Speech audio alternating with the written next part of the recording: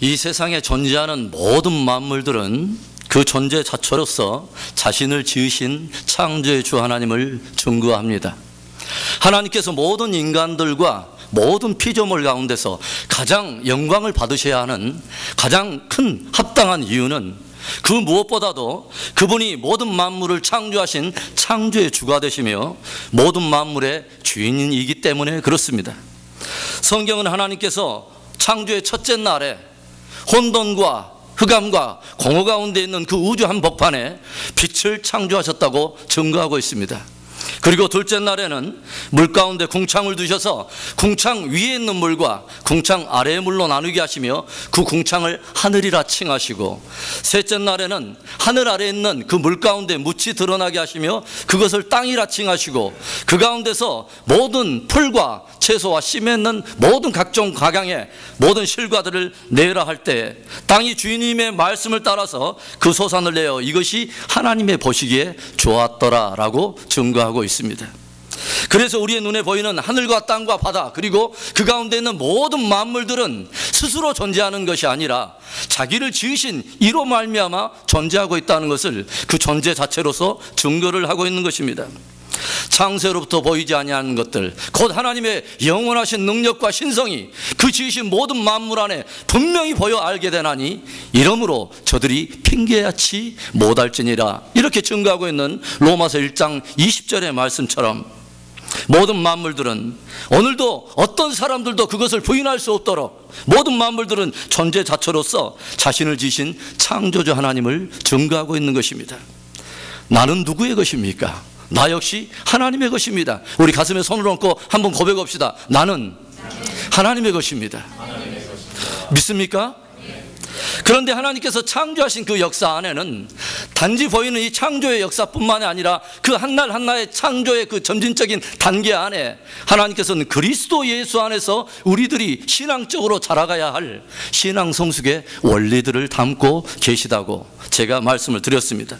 첫째 날에 빛을 창조하신 것은 무엇을 의미한다고 그랬습니까? 하나님께서는 그리스도의 얼굴 안에 있는 하나님의 영광을 아는 빛을 우리 마음에 비추사 우리로 하여금 예수 그리스도 빛 되신 주님께 나아가 그로 더불어서 생명을 얻게 하셨다고 말씀을 드렸습니다. 그래서 이제 예수 그리스도 안에 있는 저와 여러분은 그분이 빛이기에 저와 여러분이 빛 안에 거하며 그분이 생명이기에 저와 여러분에게도 생명이 있는 줄로 믿습니다. 둘째 날에는 하나님께서 하늘을 창조하셨는데 이것은 무엇을 의미한다고 그랬냐면 그리스도 예수, 빛 대신 그리스도 안에서 거듭난 자, 새 생명을 가진 저와 여러분의 비전의 변화를 의미한다고 말씀을 드렸습니다. 어둠에 속해서 땅만 바라보고 우리의 모든 갈망이 땅의 것들만 소망하던 자들이 이제는 그리스도 안에서 빛의 자녀가 되었기 때문에 이제는 우리도 그리스도와 함께 위에 있는 것, 신령한 것, 영원한 것을 찾아 우리의 신앙적으로 성숙해 가야 할 것을 도전하는 하나님의 말씀인 것이죠. 셋째 날에 하나님께서는 땅을 드러나게 하시고 그 땅 가운데서 온갖 풀과 채소와 씨 맺는 모든 과목을 내라 하셨는데 이것은 그리스도 예수 안에 있는 우리가 이제는 하늘의 비전을 소유할 뿐만 아니라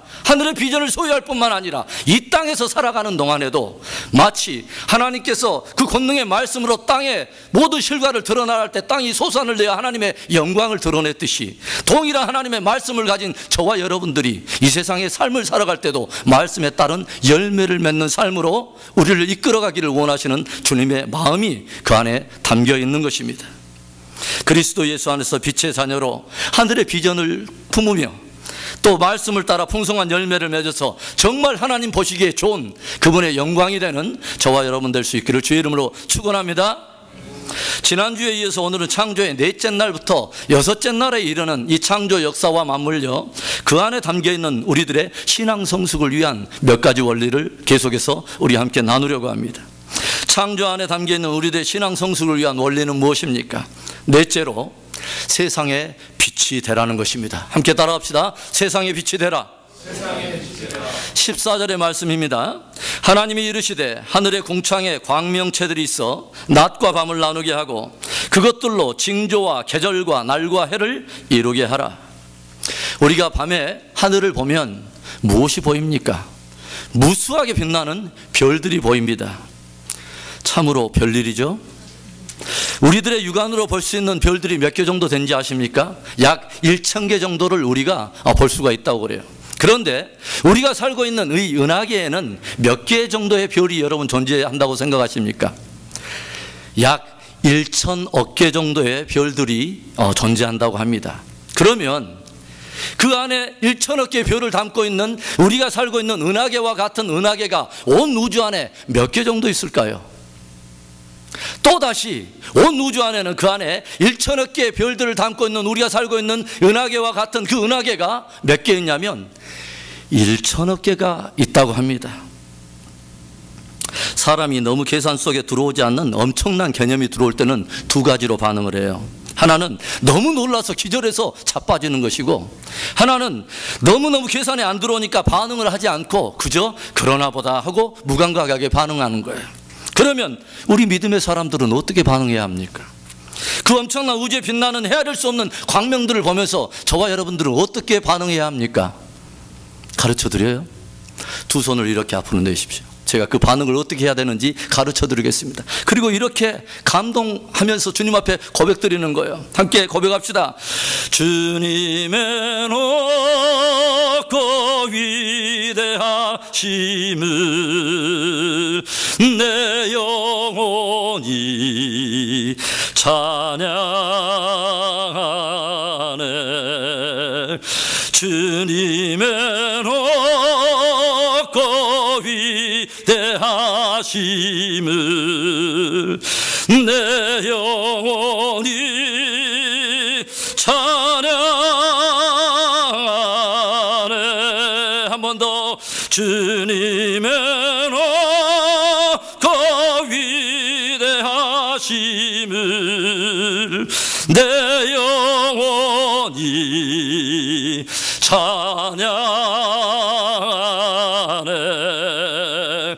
주님의 높고 위대하심을 내 영혼이 찬양하네.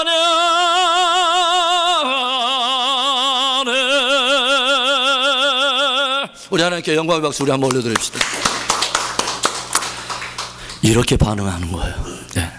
하나님의 놀라운 창조의 능력은 모든 그 궁창과 그 땅과 모든 바다의 모든 만물을 말씀으로 창조하셨다고 하는 거예요. 그래서 저와 여러분이 다시 한번 그분의 말씀의 능력을 기억하기를 원하는 것은, 그분은 온 우주와 그 안에 있는 모든 만물을 말씀으로 창조했다는 거예요.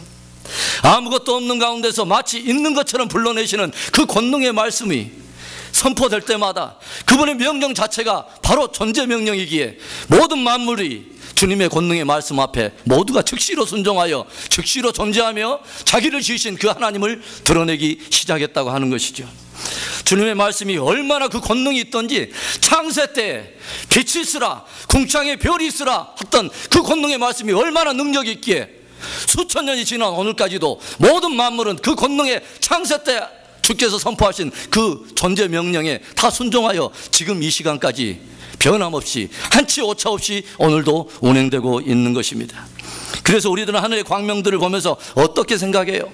아, 별님 너무 아름다워요, 달님 너무 아름다워요 하면서 바로 정한수를 떠놓고 손을 비비면서 우상숭배에 빠지는 것이 아니라, 저 웅장한 우주와 그 하늘의 별들을 말씀의 권능으로 매다신 그 하나님, 그리고 그 모든 별들을 이름대로 헤아려 부르시는 그 하나님, 오늘도 한치의 오차 없이 운행케 하시는 그 놀라운 하나님의 능력을 경배하며 찬양해야 할 줄로 믿습니다.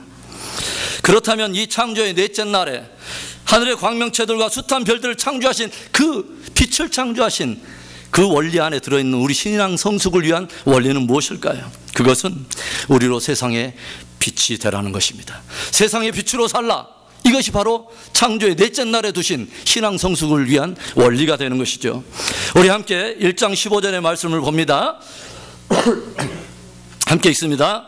또 광명체들이 하늘의 궁창에 있어 땅을 빛으로 하시니 그대로 되니라. 아멘. 하나님께서 믿음의 조상인 아브라함에게 그 후손을 약속하실 때 어떻게 약속하십니까? 내 자손이 밤하늘의 별과 같으리라고 축복하십니다. 너의 자손, 너의 후손이 밤하늘의 별과 같으리라고 축복해 주십니다.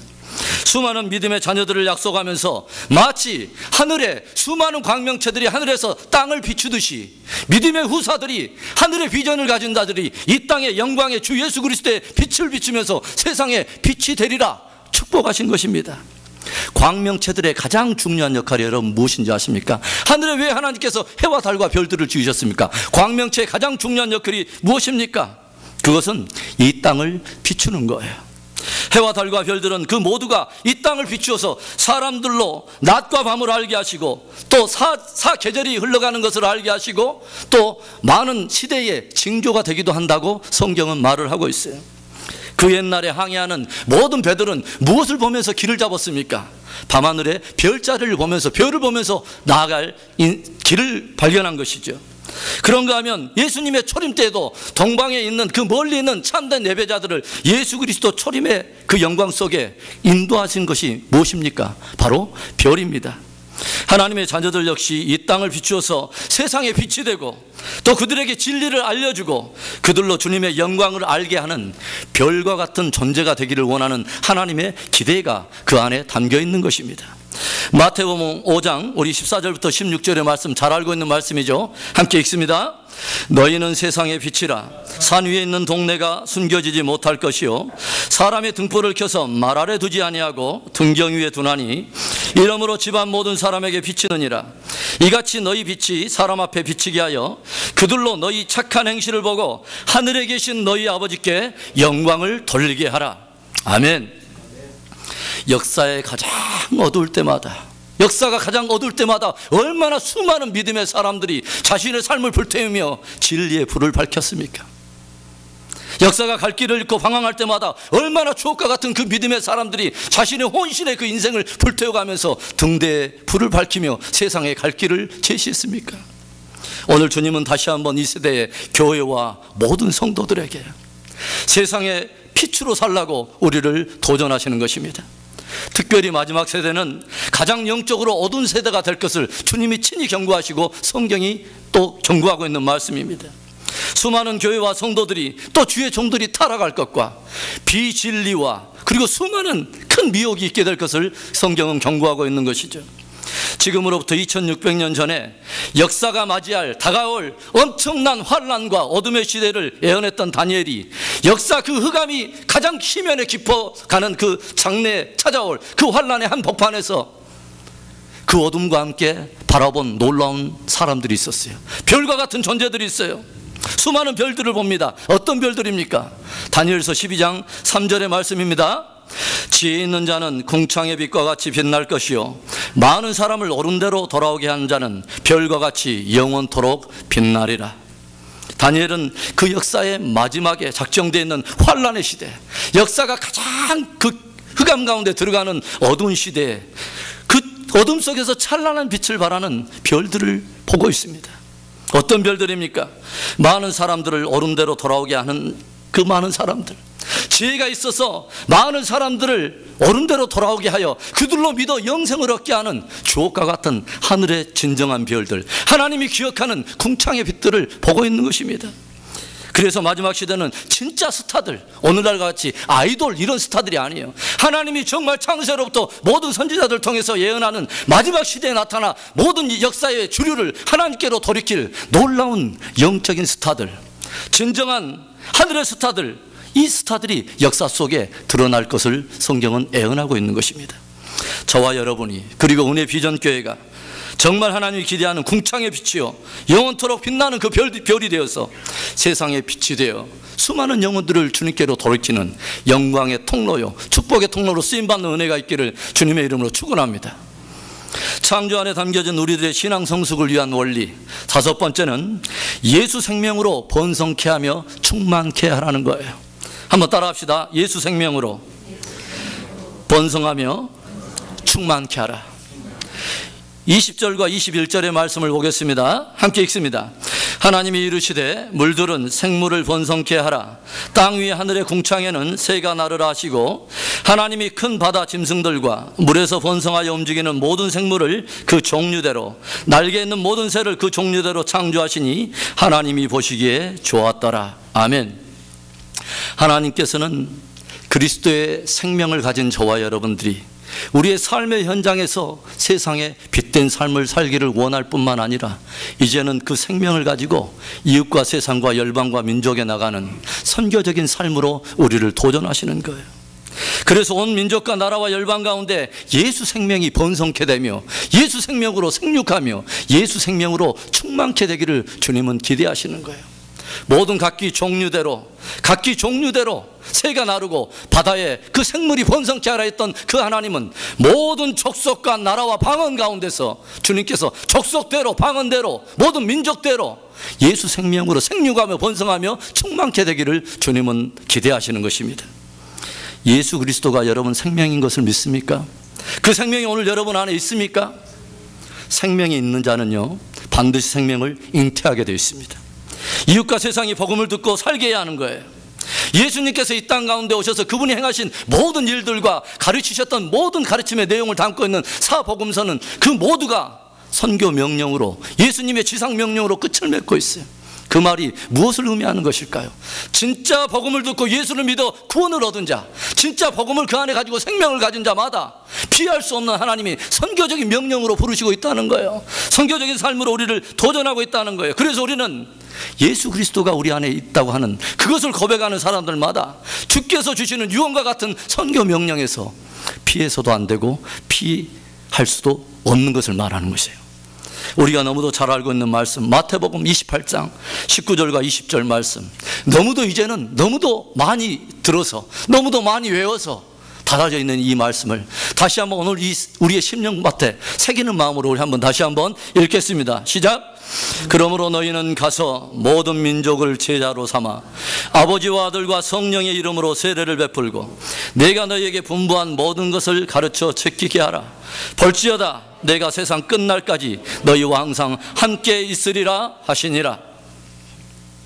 모든 민족으로 이 복음을 듣고 살게 하라는 거예요. 비단 선교사들만이 그 부름을 받은 것은 아니에요. 우리 스스로가 예수 그리스도를 믿어서 적으로 나는 빛 가운데 거하며 오늘 하늘의 비전을 가지고 있으며 하나님의 말씀을 따라서 이 땅에 주옥과 같은 열매를 맺어 하나님께 영광 돌리기를 원하고 하나님께서 부르신 대로 세상에 빛이 되기를 원하는 사람들마다 이제는 그 빛을 가지고 똑같이 내가 어둠 가운데 있을 때 하나님께서 그리스도의 얼굴 안에 있는 하나님의 영광의 빛을 내게 비춰서 믿어 구원을 얻게 하신 그 동일한 빛을 열방도 이웃도 세상도 듣게 하려고 하나님께서 우리를 선교적인 존재로 불렀다고 하는 이 선교적인 부름 앞에 우리는 순종해야 하는 것입니다. 오늘 저와 여러분이 예수를 믿어 구원을 얻은 것은 절대로 스스로 믿어서 구원을 얻게 된 거 아니에요. 저와 여러분이 구원을 얻게 된 것, 예수 그리스도에 대한 복음을 듣게 된 것은 분명히 누군가가 와서 저와 여러분에게 그 이 필요한 복음을 분명히 들려줘서 오늘 믿게 된 것입니다.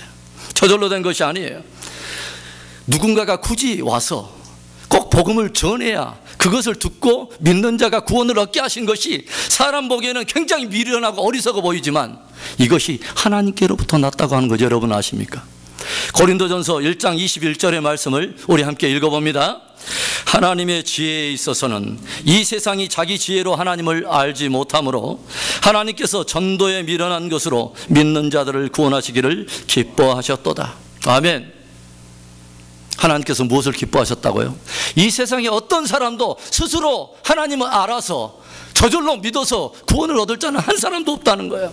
그래서 하나님이 전도에 미련한 방법을 하나님께서 선택하셨다는 거예요. 이것을 통해서 굳이 누군가가 6개월 배를 타고 가고 1년을 배를 타고 가서 그렇게 가서 음둔의 나라에 가서 누군가 어떤 미전도 종족에게 가서 복음을 전해 주어야 듣는 이들이 들음으로 말미암아서 믿음이 생겨서 그 믿음으로 말미암아 구원 얻는 구원의 역사가 성취되도록 이 방법을 하나님께서 기뻐하셨다는 거예요.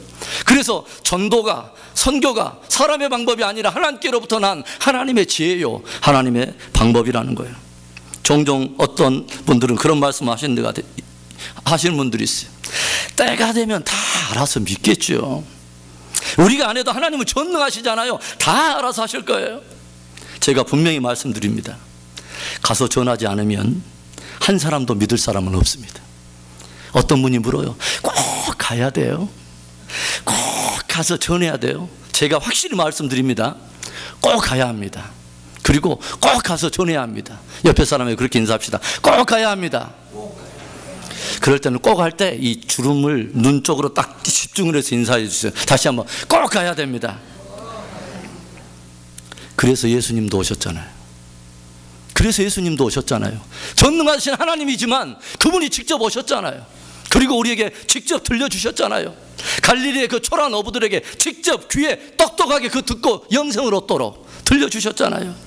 하나님의 구원의 방법, 전도와 선교는 인간의 방법이 아니라 하나님께서 내신 하나님의 방법이고, 이 방법 안으로 우리를 도전해 오시는 의 하나님 앞에 우리도 예수 생명으로 온 세상에 생육하고 번성케 하며 충만케 하는 역사에 생명의 통로로 쓰임받기를 주의 이름으로 축원합니다. 어떤 분들은 또 그렇게 물을 수 있잖아요. 저는 갈 수 있는 상황이 아닌데 어떻게 해야 돼요? 갈 수 없다면 보내면 돼요. 얼마나 쉬워요. 갈 수 없으면 보내면 돼요. 보낼 형편이 또 안 되는데 제가 가르쳐 드릴게요. 그러면 무릎을 들이세요. 무릎으로 주님의 마음을 가지고 모든 민족과 나라와 열방, 미전도 종족을 품으면서 주님의 마음으로 간절히 중보하세요. 그 가운데 하나님의 영광이 이루도록, 그 가운데 모든 하나님의 영광의 복음이 그 광채가 비치지 못하도록 가로막고 있는 모든 영적 흑암의 권세가 예수의 이름으로 다 도말이 되고, 그 족속에 하나님께 전심으로 들어올 수 있도록, 그 선교사 지쳐있는 선교사의 마음에 다시 한번 성령의 권능으로 축복해 달라고 우리가 함께 기도를 할 수 있잖아요. 목사님, 저는 무릎을 꿇을 수가 없어서. 괜찮아요. 무릎 안 꿇어도 돼. 그냥 누워서 기도하세요. 괜찮아요. 그러나 그렇게 해서라도 절대로 하나님께서 주신 마지막 명령인 바로 이 선교 명령을 피하지는 마세요. 포기하지는 마세요. 저와 여러분이 포기하는 그때에, 우리가 만일 그때 무릎을 꿇고 중보를 했더라면 돌아올 수 있는 한 사람이 저와 여러분의 무릎 꿇지 않음으로 오히려 주님을 만나지 못하는 그러한 어려움이 혹시나 있을 수 있지 않겠어요? 저는 제 안에 확신하고 있는 게 하나 있어요. 뭐냐면 선교하는 개인, 선교하는 교회, 선교하는 가정, 선교하는 나라 절대로 망하지 않는다는 거예요. 오늘 주님께서 약속하잖아요. 볼지어다 내가 세상 끝날까지 너희와 함께하리라. 우리는 부족하지만 하나님 앞에 내가 전심으로 내가 선교적인 마인드를 가지고 영혼을 향한 마음을 드릴 때 하나님은 절대로 그냥 두지 아니하시고 그 입술에 나온 간구대로 그것을 할 수 있는 능력도 주시고 물질도 붙이시고 재원도 붙이셔서 마침내 하나님께서 세상 끝날까지 너희와 함께하리라 하나님의 주옥과 같은 말씀을 스스로 증거하실 수 있는 그러한 하나님인 것을 믿습니다. 제가 네팔에 있을 때요, 선교 보고하러 한국에 나간 적이 있어요. 그런데 저를 파송해 준 교회가 큰 교회가 아니었어요. 서울의 어떤 한 교회가 작은 교회였는데, 선교 보고를 딱 하고 나서 강단을 내려와서 이제 당회실로 딱 걸어가고 있는데 목사님께서 저를 불러요. 선교사님, 오늘 저 여자분을 특별히 기도를 좀 해주셔야겠어요. 저분이 어떤 분입니까? 결혼한 지 10년이 되는데 아직 아이가 없습니다. 그렇군요. 그런데 오늘 들어보니까요, 선교사님 선교 보고를 듣다가 이제는 내게 육체의 자녀를 주지 않는다면 그 네팔 조이하우스라고 하는 그 고아들을 내가 영적인 자녀를 내가 품어야지, 그들을 위해서 내가 정말 해산의 고통을 나도 해봐야지 하고 결단하면서 오늘 매장에서 얻은 매출 전액을 첫 선교 헌금으로 하나님께 드린다고 하네요. 듣는 제 마음속에 감동이 왔어요. 간절히 축복해 줬어요. 그리고 2년이 지나서 다시 그 교회를 들르게 됐습니다. 그런데 역시 또 설교를 다 마치고 당회실 쪽으로 걸어가고 있는데 어떤 여인이 아이 하나를 데리고 저를 찾아오는 거예요. 선교사님 저 알겠어요. 이 아이 좀 보세요. 글쎄요, 제 아이는 아닌 것 같은데, 저는 그런 일을 한 적이 없는데, 선교사님 2년 전에 이곳에 와서서 선교사님이 간절히 기도해 줬잖아요. 그런데요, 간절히 기도하고 나서 아이가 생겼어요. 이 아이가요. 그러면서 얼굴이 붉어지면서 자기의 배를 쓰다듬는데 오마이갓, 둘째가 있는 거예요. 네팔의 예수 생명으로 저 지구촌의 모난 곳, 구석진 곳, 바로 그곳에 한 부분이지만 예수 생명으로 번성케 되기를, 충만케 되기를 원하는 여린 한 여인의 선교적인 헌신 위에 하나님께서 축복하셨어요. 예수 복음과 함께 네팔의 아이들한테도 더 풍성한 은혜가 임했지만 선교에 헌신했던 그 여인에게 하나님께서 축복하시는 것을 보았습니다. 선교하는 가정, 선교하는 개인, 선교하는 나라는 결코 망하지 않습니다. 왜냐하면 예수님이 함께 하시기 때문이에요. 내가 세상 끝날까지 너희와 함께 하리라. 무엇만 한다면요? 선교만 한다면, 전도만 한다면, 영혼을 탁게 품는 그 마음만 있다면 하나님은 그 영혼을 반드시 축복하셔요. 영국이라는 나라 여러분 아십니까? 영국은 선교할 때 온 세계로부터 이런 칭송을 받았어요. 해가 지지 않는 나라. 바다에서 해적질만 약탈을 삼고 해적질만 그렇게 일삼던 이 바이킹 족속이 이제는 복음을 듣고 예수 생명이 들어가니까 열방에 그 생명을 나눠주는 뜨거운 선교하는 민족이 되니까 하나님께서 해가 지지 않는 나라에 칭송을 주시고 영국을 추억과 같이 사용했던 그런 세계를 우리가 알고 있지 않습니까? 미국이 선교에 주력할 때 가장 부강하고 온 세계에 지대한 영향력을 미치는 그런 나라였습니다. 대한민국이라고 하는 동방의 작은 나라, 아무런 자원도 없고 그저 어떤 세상에 내놓을 수 있을 만한 아무것도 없는 그러한 힘없는 동방의 은둔의 나라가 역사 속에 엄청나게 부상하면서 하나님께서는 굉장한 축복을 내려주셨어요. 왜 축복하셨을까요? 왜요? 그 작은 나라에서 세계 선교사 파송 제2위의 놀라운 선교 사역을 감당했기 때문이라고, 또 감당하고 있기 때문이라고 저는 확신하고 있습니다. 교회의 교회됨, 성도의 성도됨의 가장 본질은 뭐냐? 바로 전도하는 것입니다. 선교하는 거예요. 사랑하는 성도 여러분, 다섯째 날에 하나님께서는 바다에는 모든 생물로, 공중에는 새들이 각기 종류대로 날고 생육하고 번성하여 충만하라 했던 그 하나님은 다시 한번 예수 생명을 가진 저와 여러분들을 도전합니다. 그것을 가지고 열방과 나라와 족속을 향해서 나아가 예수 생명, 나의 생명으로 모든 열방이 살게 하며 하나님의 영광이 물이 바다를 덮은 것 같이 온 땅에 충만하게 인정되도록 우리가 그런 통로로 쓰임받기를 원하시는 것을 믿을 수 있기를 바랍니다. 창조 안에 담겨있는 우리들의 신앙 성숙을 위한 원리는 무엇입니까? 마지막 6번째로 그리스도 형상을 입으라는 것이죠. 따라서 해봅시다. 그리스도의 형상을 입으라. 27절과 28절의 말씀입니다. 하나님이 자기 형상 곧 하나님의 형상대로 사람을 창조하시되 남자와 여자를 창조하시고 하나님이 그들에게 복을 주시며 하나님이 그들에게 이르시되 생육하고 번성하여 땅에 충만하라. 땅을 정복하라. 바다의 물고기와 하늘의 새와 땅에 움직이는 모든 생물을 다스리라 하시니라. 이제 하나님께서는 마지막 여섯째 날에 온 땅의 모든 기는 것과 또 달리는 짐승들을 창조하신 후에 아주 특별한 존재를 창조하셔요. 그 특별한 창조, 그 피조물에게는 그 어떤 다른 피조물에게 허락하지 않은 놀라운 형상과 모양이 그 안에 있습니다. 바로 하나님 당신의 형상과 모양을 그 안에 두시고 하나님께서 창조하셨습니다. 그리고 하나님께서는 그 특별하게 창조된 자신의 형상과 모양을 가진 그 존재들에게 지금까지 여섯째 날까지 지은 모든 피조물들 다 위탁하셔서 그 만물을 다스리도록 하셨습니다. 얼마나 놀라운 존재들입니까? 얼마나 영광스러운 존재들입니까? 하나님께서 첫째 날부터 창조하신 모든 것들을 다 지으시고 자신의 형상과 모양을 지은 인간들에게 다 맡기셔서 그들을 다스리게 한 거예요. 이 여섯째 날 안에 둔 우리의 신앙의 성숙의 원리가 뭐냐 이거예요. 그것은 바로 하나님의 형상, 그리스도의 형상을 입으라는 것입니다. 저와 여러분의 신앙생활의 마지막 목표가 무엇입니까? 여러분 오늘 여기에 많은 사람들이 있어요. 내가 신앙생활을 걸어가는, 내가 그래서 추구하며 그 주님을 바라보면서 향해서 나가는 내 신앙생활의 마지막 고울이 무엇입니까? 무엇을 얻기 위한 것입니까? 성경이 말하는 우리가 추구해야 될 진정한 신앙의 목표는 사역적인 개념이 결코 아니에요. 성경이 우리에게 추구하도록 정하시는 신앙의 목표, 우리가 고울로 삼고 쫓아가야 될 마지막 신앙의 목표는 지극히 인격적이고 존재적인 명령을 하고 계십니다. 무엇이에요? 그리스도의 형상을 입는 거예요. 그래서 신앙생활은 무엇이냐? 한마디로 우리 안에 그리스도의 형상이 입히기까지 주 안에서 우리가 성숙해 가는 것이 바로 신앙생활입니다.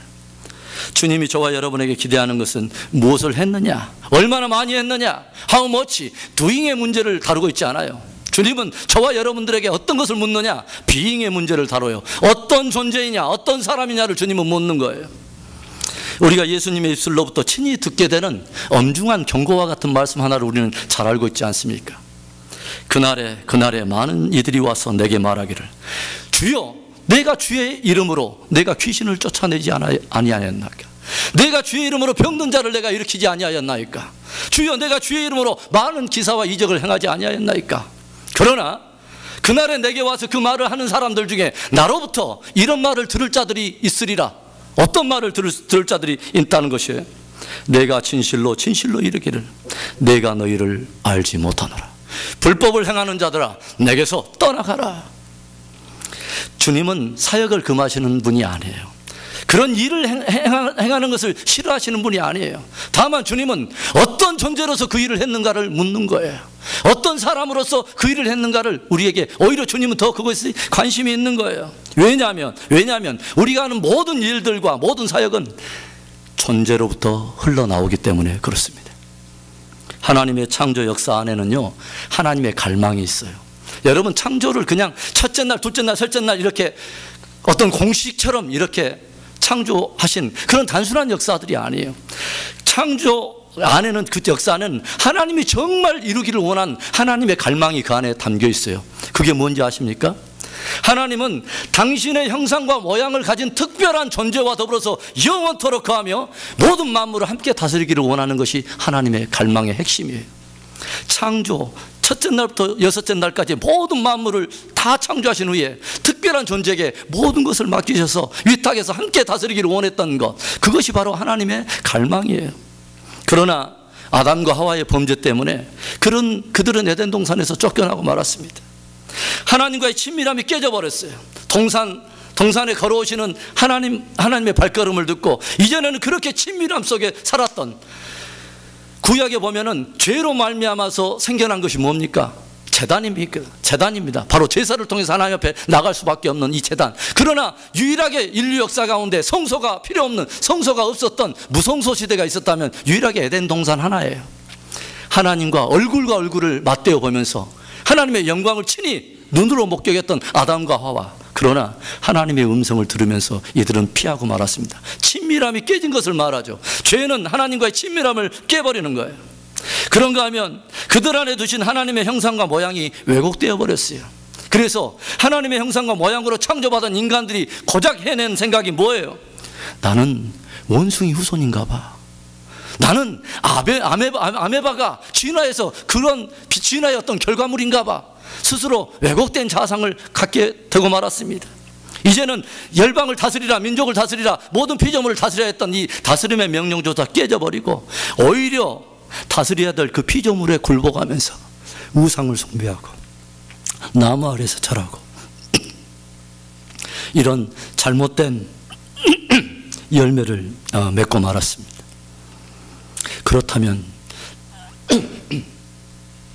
그렇다면 아담과 하와가 범죄해버리고 그 타락했던 그들의 실패와 실수가 하나님께서 그토록 가지고 있던 그분의 갈망을 공허한 것으로, 물거품으로 만들어 내버렸을까요?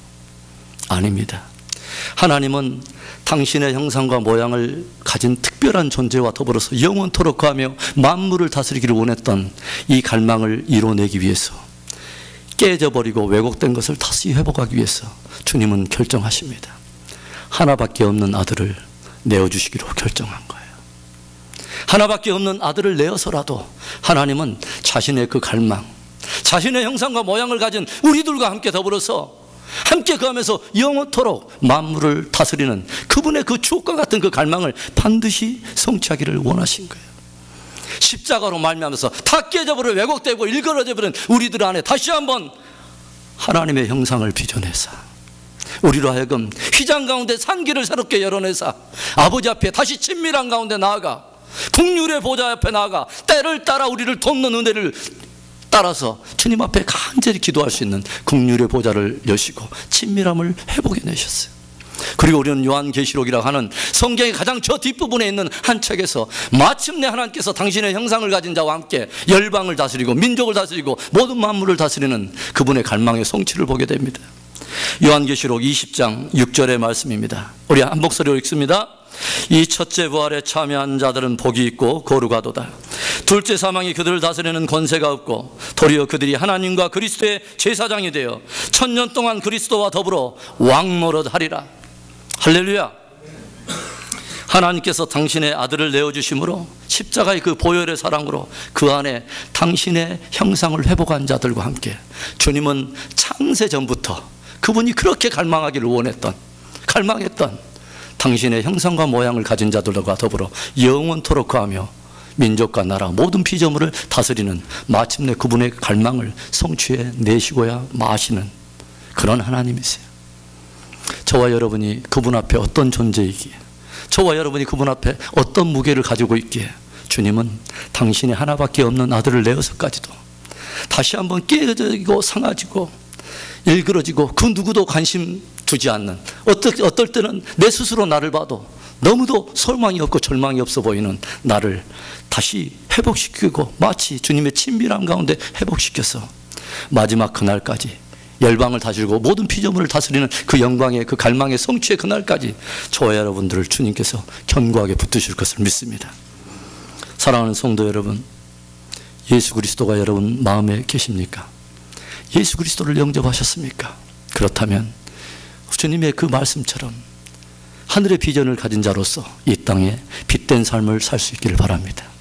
예수 생명을 가진 자로서 이제는 그 생명을 모르는 열방과 민족, 나라를 향해서 우리의 작은 한 부분이지만 주 앞에 선교적인 헌신으로 나아가서 생명의 통로로 쓰임받기를 바라요.